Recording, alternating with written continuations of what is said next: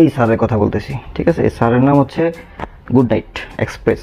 এটা হচ্ছে ইন্ডিয়ান, আপনারা আমার আগের ভিডিওতে হয়তো দেখছেন।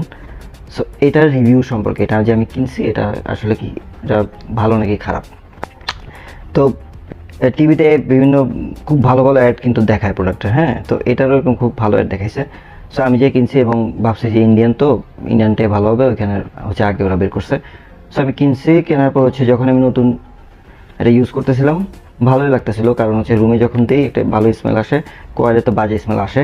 সো যতক্ষণ এটা চলে, কিন্তু খেয়াল করলাম যতক্ষণ এটা চলে ততক্ষণ হচ্ছে মশা থাকে না, হ্যাঁ। কিন্তু যখনই আপনি অফ করতেছেন তখনই মশা কোত্থেকে যেন এসে পড়ে। আপনারা যারা ইউজ করেন এটা আপনাদের কাছে ভালো লাগতেও পারে, বাট আমার যদি ব্যাড লাক হয়ে থাকে, আমার দুইটাই হয়ে যাবে খারাপ। বাট এটা হচ্ছে আপনারা জানেন।